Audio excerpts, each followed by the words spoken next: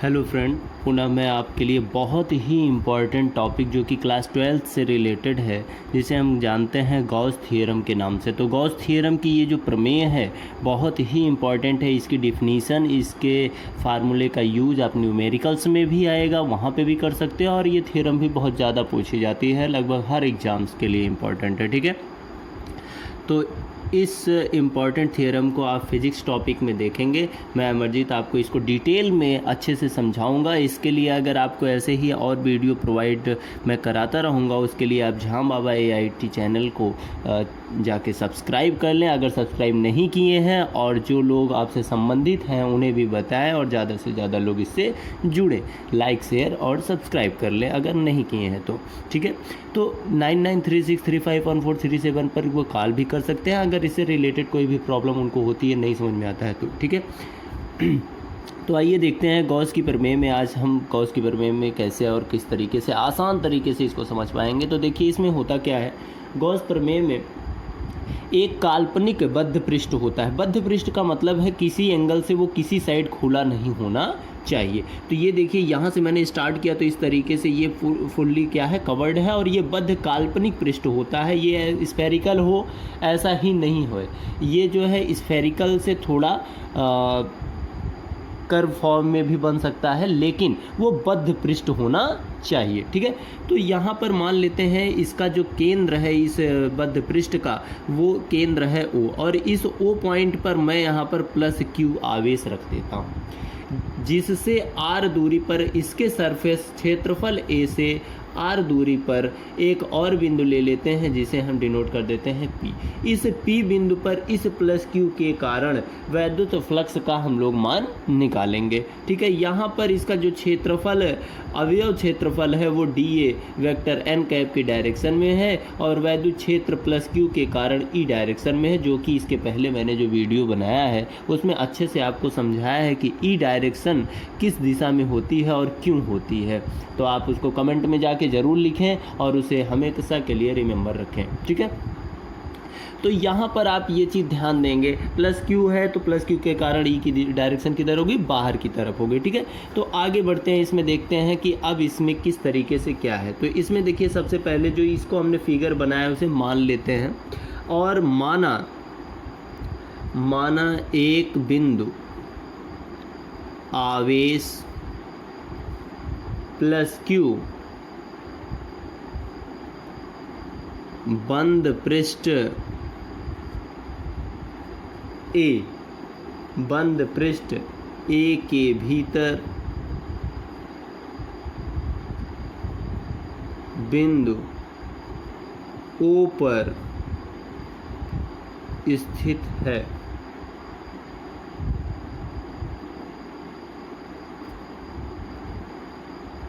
O पर स्थित है। पृष्ठ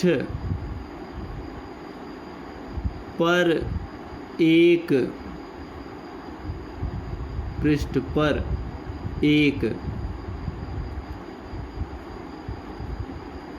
बिंदु P, जिसे हमने P लिया है, P के चारों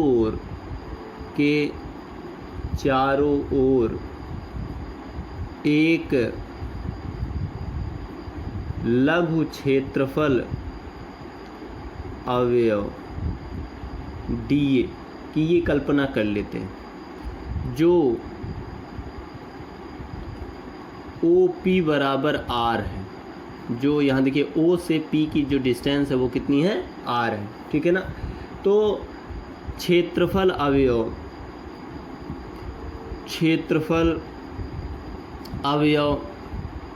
dA को पृष्ठ पर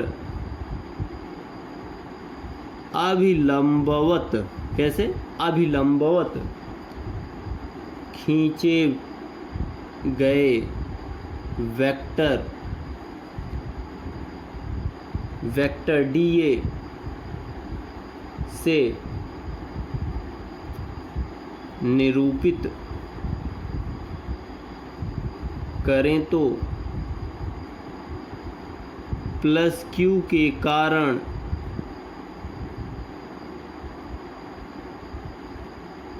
वैद्युत क्षेत्र E के अनुदिश DA से गुजरने वाली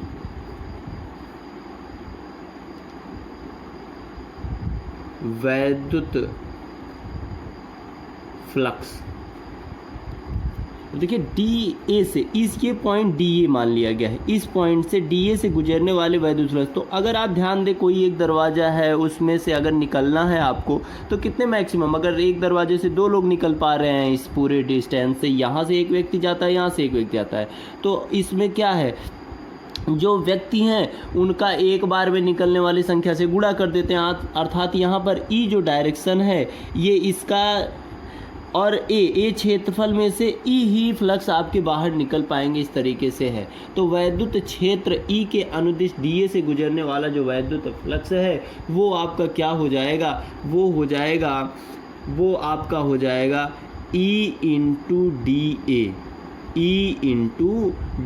E गुजर रहा है वहाँ से, और वो कितना गुजर सकता है DA से, उसमें क्या कर दिया जाए, गुणा कर दिया जाए। तो यहाँ अगर मैं DA रखता हूँ, DA रखूँगा तो यहाँ पर जो हमारा फाई E है, जिसे हम वैद्युत फ्लक्स कहते हैं, यहाँ फाई E से डिनोट करते हैं इसको, ठीक है।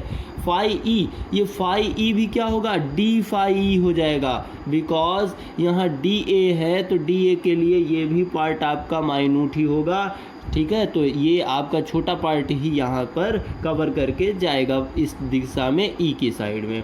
तो यहाँ से हो जाएगा ये आपका E इंटू फार में है, तो आप जानते हैं अगर हम वेक्टर को हटाते हैं तो क्या यूज करते हैं, EDA cos थीटा यूज करते हैं डॉट प्रोडक्ट के लिए, ठीक है।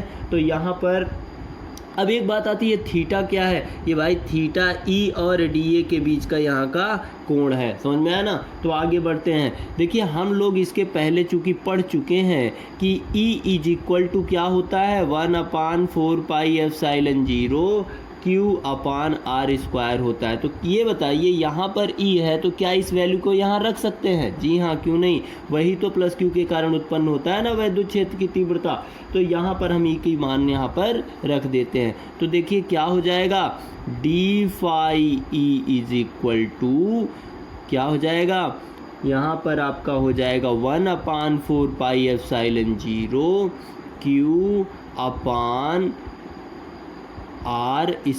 और ये इसके साथ साथ और क्या मल्टीप्लाई होगा, हो जाएगा DA cos थीटा, ये इतना हो जाएगा। ये आपका कंप्लीट फॉर्म ये बना, ठीक है।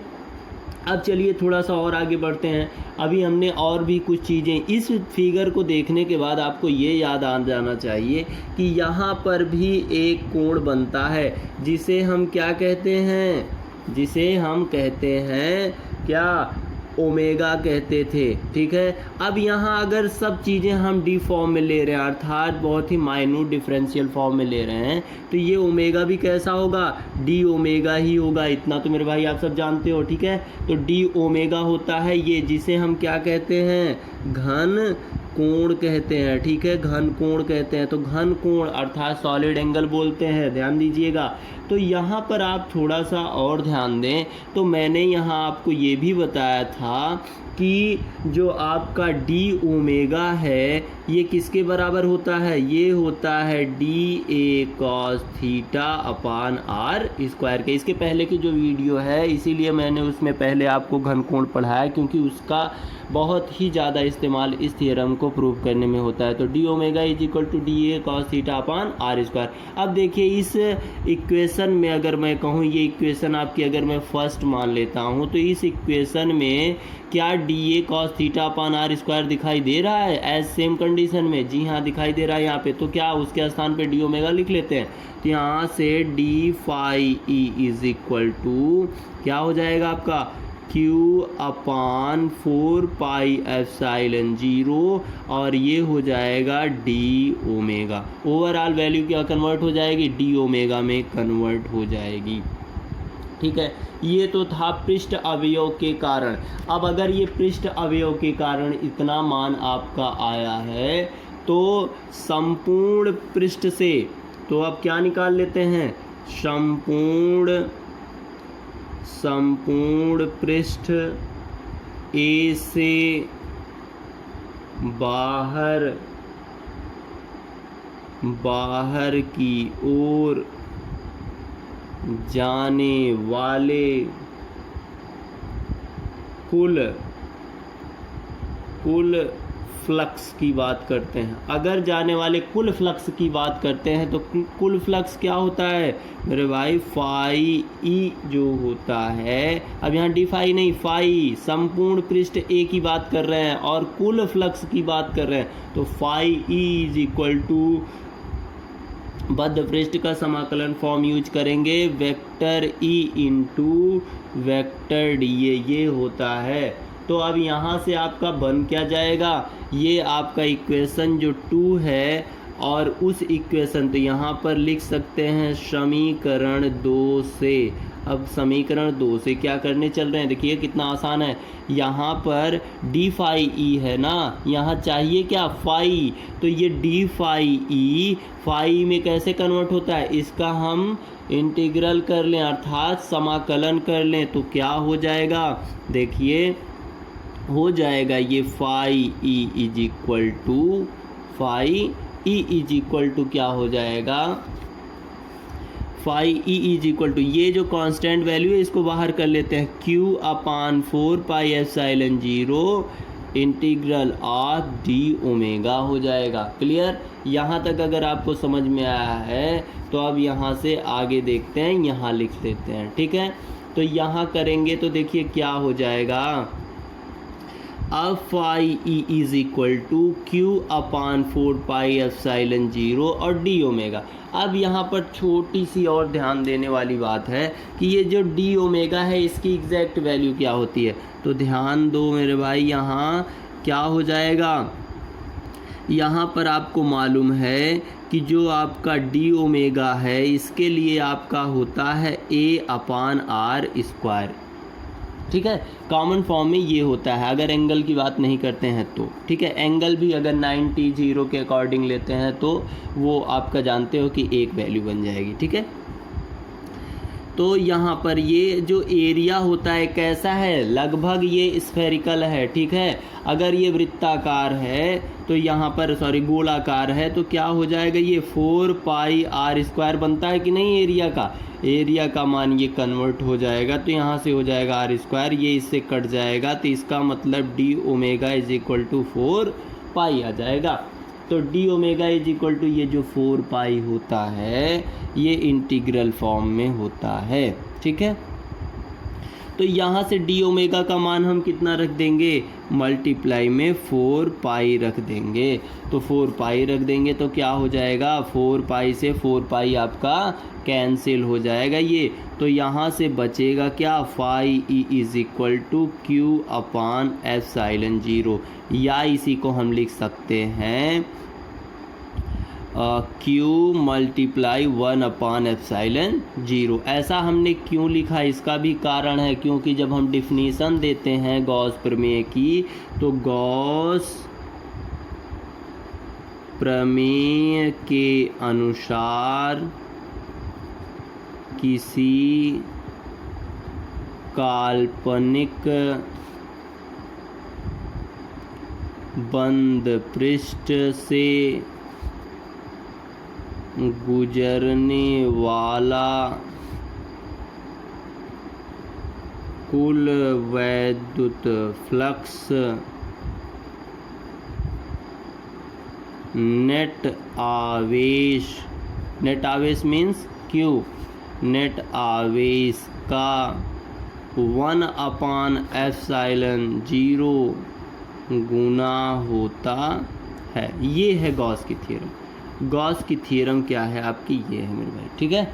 गॉस की थ्योरम यही है कि जो आपका नेट आवेश है। नेट आवेश माने कुल आवेश, कुल आवेश कितना था प्लस क्यू था, ठीक है, वो क्या है 1/ε0 गुना होता है। तो ये थी आपकी गॉस की थ्योरम, और इसके सहारे बहुत सारे जो है अनुप्रयोग आते हैं गॉस थ्योरम के अनुप्रयोग, जिसको हम अगले वीडियो में डिस्कस करेंगे। इसको आप अच्छे से तब तक के लिए तैयार कर लें एग्ज़ाम बेस से, और इसके लिए आप ज़्यादा से ज़्यादा लाइक, शेयर और सब्सक्राइब, जो लोग नहीं किए हैं वो सब्सक्राइब भी कर लें, और कमेंट भी करें। अगर आपको कोई भी प्रॉब्लम होती है तो उसके लिए आप डिस्कस कर सकते हैं। इसके लिए आपको चैनल पर जाना होगा, झाम बाबा AIT चैनल पर जाना होगा, ठीक है। Thank you very much.